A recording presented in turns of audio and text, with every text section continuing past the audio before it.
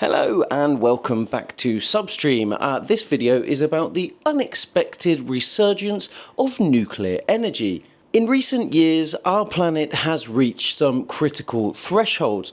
Rising seas are swallowing coastlines, heat waves are shattering records around the world, and yet humanity's hunger for energy grows fiercer than ever. By 2050, they think that global electricity demand will rise 6 times faster than overall energy consumption, with artificial intelligence being the main driver of that. Now, we have an issue. The sun doesn't always shine on solar farms, and the wind doesn't always blow wind turbines. So what can we do when renewables falter?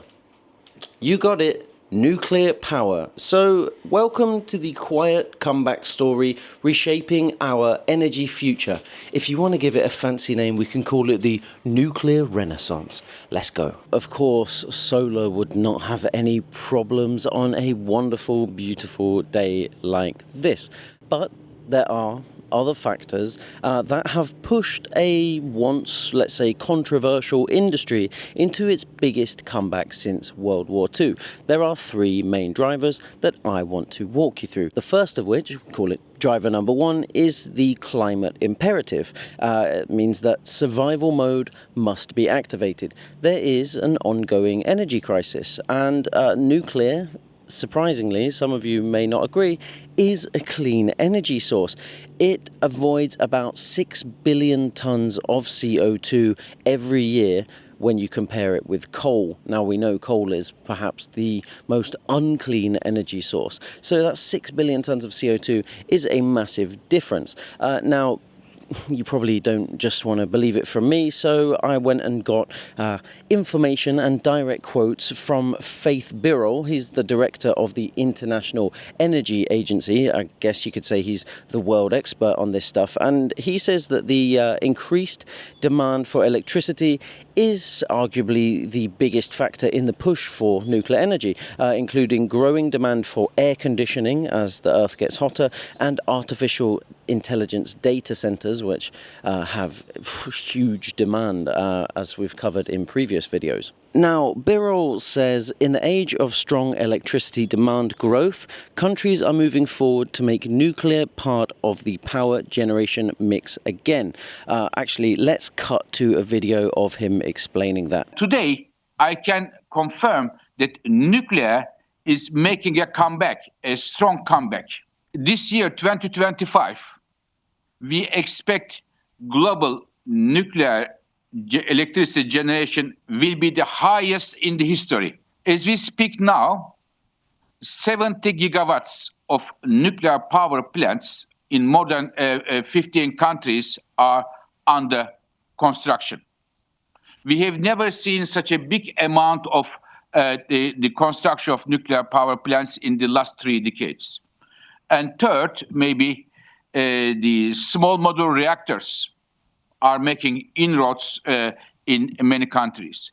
Putting these things together, we thought it is now time to put a framework for the governments, for the industry and the others. What is the state of play in nuclear power?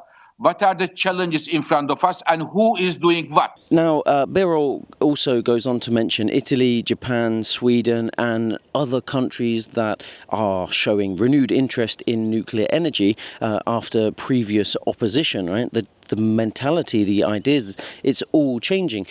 He also noted strong momentum from countries such as Poland and Turkey. Turkey, which is actually building several reactors, which I'll get to later. They've demonstrated interest in launching their first nuclear energy projects. There are countries, yes, building their very first reactors because they know that if they want energy security, they need to think about the future, and nuclear gives them a pretty good answer. Driver number 2 is about tech breakthroughs and how they are smashing old barriers.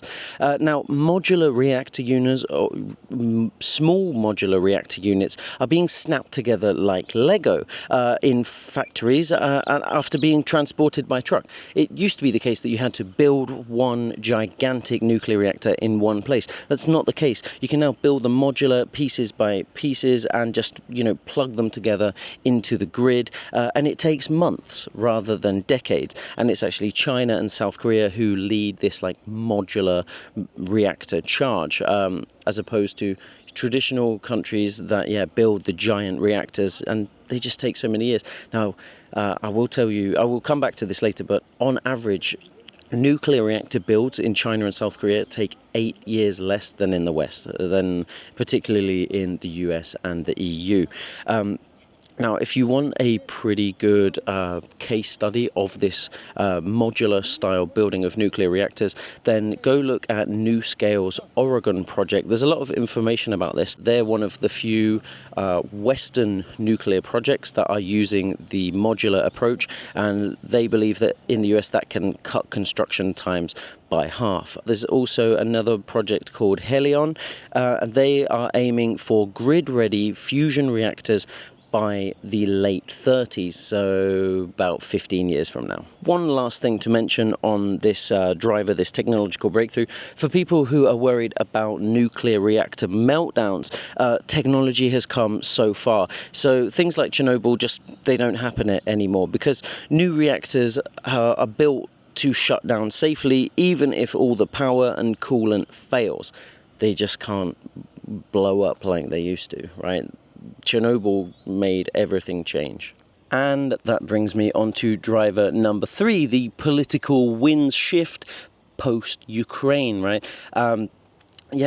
Chernobyl was a disaster, Fukushima too, but countries are moving towards nuclear knowing that things are safe now, right? So the political beliefs and knowledge, it's all changing, and now countries are working together, sharing technology, sharing information, pledging a lot of funds to make reactors happen, to get these builds going. Now, it's not just about national security, it's not just about environmental politics, it's not just about energy security, but it's about geopolitics and where countries can position themselves in the world. But as you know, Substream is not a political channel, so I'm going to move on to the next section. Now, let me go back to technological breakthroughs. Remember, here at Substream, we love the technology side of things. So there are 3 particular breakthroughs in the technology that have allowed this nuclear renaissance, I love that term, to happen. The first one, which I've already touched on, is small modular reactors. Again, this is just the ability to create smaller pieces of a reactor and make them like plug and play, connect them like Lego pieces, and cut down on infrastructure building timelines. And that just speeds up everything. It makes nuclear be able to happen sooner rather than later, and give us a proactive approach to securing our energy futures. The second breakthrough, which is ongoing, is about fusion. Now, fusion was a bit of a dream for many decades, but is now reality. We have companies that believe that they've cracked the fusion problem and will be able to deliver fusion in a pretty easy way in the next 10 to 15 years. So that really increases the output and hopefully reduces the demand on uranium, and should basically make everything a lot more efficient. Even though it is already the most efficient energy source that we have. And the third technological breakthrough is closing the fuel waste cycle. Essentially, companies are exploring ways to recycle used uranium that still contains power in very clean ways, and basically close the loop and make use of that power that currently is not being made use of. And if we can do that, it's an even more sustainable approach to energy generation from nuclear. I come from a sustainability background, and I'm really encouraged to know that they're trying very innovative ways to make nuclear cleaner than ever, and I believe that will go a long way towards changing public opinion, which is overall not that positive, especially in the West, towards nuclear. Now, in the East, it's a totally different story. My God, it is hot today. But I want to tell you about the kind of global landscape and geopolitical shifts that are happening. In short, who's leading the nuclear charge? Well, there are the big five nuclear powers. Can you guess who they are? Have a think. I'm going to tell you. USA number 1, China number 2, France number 3, Russia number 4, and number 5, South Korea. They're the big five producers of nuclear power in the world. Now, when we're talking about the resurgence of nuclear power, what we're really talking about is new growth, not old output. And in that case, China and South Korea are leading the charge for new output. And that's because, as I've mentioned a few times now, the average reactor build in China and South Korea is 8 times faster than in the US and the EU. Now, I have some interesting data for you. There are currently, at the time of making this video, 65 nuclear reactors being built around the world. 30 of those are in China, 7 are in Russia, 6 are in India, and 2 are in Japan. Now, there's also a few in South Korea. Now, what about Europe? Now, these aren't good reading stats. 1 in Slovakia, 1 in the UK, 2 in Ukraine, and 4 in Turkey. But depending on where in Turkey, it's either Europe or Asia, so that's up for debate. Now, I'd like to bring in my friend Peter Zoltan Barker. He's a kind of political expert, political writer, and he wrote an award-winning paper about the rise of tiger economies in East Asia, and within that was research about the impact of nuclear policy on South Korea and China and how it changed the fortunes of their company. Now, let me give the floor to Pete. I'm going to bring him in the next scene, and yeah, let him explain how Asia is changed because of nuclear. Okay, Pete is going to talk about South Korea and how nuclear policy changed its future. Pete, catch the mic. Got it. So, starting in the 1970s, South Korea embarked on an ambitious plan to become a leader in nuclear energy as part of its modernization scheme. And impressively, it now generates 30% of its electricity from nuclear energy, and it's also become an exporter of nuclear technology, contributing almost 3% to its GDP. Some interesting examples are the South Korean private sector and public sector's work in countries like the Czech Republic and the UAE, which is believed to contribute around $20 billion in contracts to their economy. And looking ahead, South Korea plans to become the leader in nuclear technology, both in its local market and its export market. And this is expected to contribute massively to what's already been a very successful economic story. Cool. And that started with the government being like pro-nuclear decades ago, right? Yeah, so it started in the 1970s when South Korea was employing something called industrial policy, which basically means the government working with the private sector to generate economic growth and stability. And then since then, South Korea has managed to grow into a leader in nuclear technology. So South Korea was like incredibly poor before, right? And nuclear is just one of many changes that kind of changed its trajectory. Yeah, that's right. So after the Korean War, South Korea was one of the poorest countries in the world, alongside North Korea. Actually, South Korea was believed to be slightly poorer than North Korea at the time. And through the 60s, 70s, and then 80s, the government carried out what's called industrial policy, where they chose various sectors of the economy that they would invest in. They choose winners, essentially, and create growth. So one example of this is nuclear energy, but South Korea also became dominant in semiconductors, building cars. You've probably all driven a Korean car at some point or are familiar with Korean cars. And then, this allowed Korea to become one of the richest countries in the world. And do you think like that success is part of why there's a resurgence in popularity for nuclear? Like your personal opinion, like nuclear's resurging. You think the successful case studies are a good reason why? Yeah, possibly. That's definitely a possibility. So countries like South Korea have made it possible for previously non-nuclear countries to start generating energy through nuclear sources. And it's also become a major factor in creating renewable energy, moving away from fossil fuels. So another really good example to look at would be France. France generates most of its energy through nuclear. And then if you compare France to comparable European economies like Germany or Italy, you can see that they produce almost nothing through nuclear, which is obviously a shame according to people who are pro-nuclear energy. Hello, pussycat. Oh, so cute. Adorable. Thank you very much, Pete. That was very insightful. Now, while building plants is one thing, being able to enrich the uranium to make it useful is another. And as it stands, 40% of enrichment facilities in the whole world are in Russia. And that is not good reading for the US and Europe, who just don't like to compete with Russia, let's say.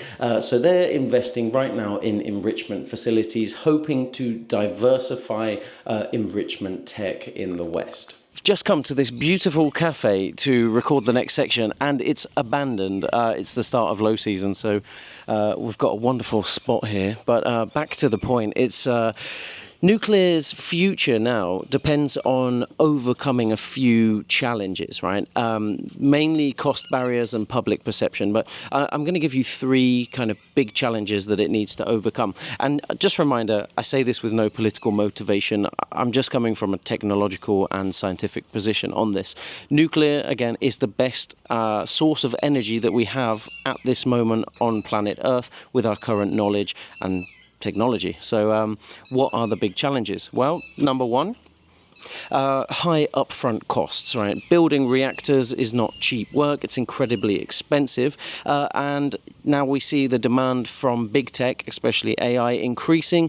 There will be more need for energy security. And so don't be surprised to see the upfront cost dilemma solved by big tech, right? All the big AI companies will most likely invest in nuclear so that they can guarantee reliable energy for the future of their platforms. Challenge number two that needs to be overcome, it's actually about insurance. Now, it's really hard, much harder than you'd think, to get the insurance necessary to build nuclear reactors. Now, you'd think that every country would be building nuclear reactors knowing how good they are.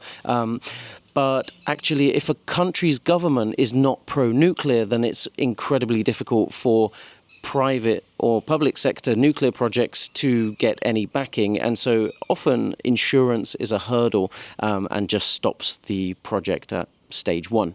And number three, I would argue that this is the biggest hurdle, safety concerns and public perception. Chernobyl and Fukushima have not helped nuclear in some regards. They have helped in others. So the public are pretty wary and fearful of nuclear because these reactors have blown up. But because these reactors blew up, we now have an incredibly safe nuclear industry. They were forced to, inspect every single point of nuclear reactors and, MDRs to make sure that they cannot explode anymore, basically. But that's very hard to translate to the public, who naturally will have some skepticism about that because they will be thinking, well, surely that was in place before if there was any risk. But those are the three main challenges. Now let's move on to the next section, the closing vision for a nuclear-powered future. Okay, guys. Well, thank you to Pete. Thank you to this wonderful abandoned cafe that's served us quite nicely for the last few sections of this video. I just want to wrap up and summarize now. But first of all, I want to say thank you for watching and supporting Substream. You may have recognized that we've changed our format recently. Instead of doing 5 or 6 tech news stories each week, which dissolve and evaporate in relevance so blooming fast. Now we're doing deep dives, and that means a lot more research on my behalf and looking for experts who have knowledge and relevant knowledge in the field. I'm really enjoying it, and I hope you are too. So if you've made it to this point in the video, we must be doing something right. I want to say thank you. We've grown a little bit. We're getting much more watch time. I'm so proud of that, but I'm so grateful for you, the audience. It's really helpful. We have a mission here, a really long-term vision, and glad to have you part of it. If you're not yet subscribed, we invite you to go click the button. Nice and easy.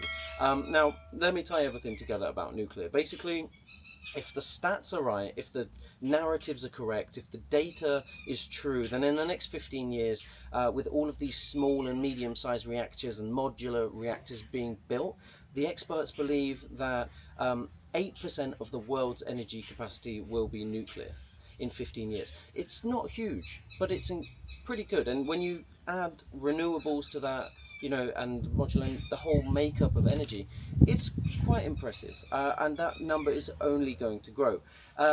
But for energy to really help us provide energy security, we shouldn't really need a resurgence, because that suggests that it's going up and down, right? That means that policies, international policies, are inconsistent. It means that stop-go politics, the changing of political parties, is impacting the stability and consistency of nuclear development. What we actually need is for governments to just truly get it and see that energy security can come from unlocking the power of nuclear energy. Anyway, your perception of energy, nuclear energy, may have changed during this video, it may not. You may be older than me and have a much longer relationship with nuclear, having seen things that happened in the past, Fukushima, Chernobyl, and even before that. So I just hope that this has introduced some new ideas about the modern developments and how the world is starting to embrace nuclear, and that the nuclear renaissance is starting. Now, if you're looking at this as an investor and wondering, should I go buy some uranium stocks? If you look at the price charts, 2007 was an anomaly that saw a massive uranium spike, but apart from that, since the start of 2024 until now, we're looking at a really strong market. It dipped for best part of 15 years, now we're at a really strong time. So I'm not giving you financial advice, but you can go look at the price charts for yourself. And if you're interested in blockchain technology and how that's interacting with nuclear, I'm seeing a swathe of tokenized nuclear investment projects. That's pretty cool. Who knows? That could be the future. That could be the next great investment. Big boom. And this bird is shouting at me. Can you go away, please? Thanks for watching, guys. I'm Joseph, your presenter. This is Substream. Like, subscribe, comment, follow, do everything you need to do, and tell your friends. See you next time. Let's get out of here. Let's go get some lunch.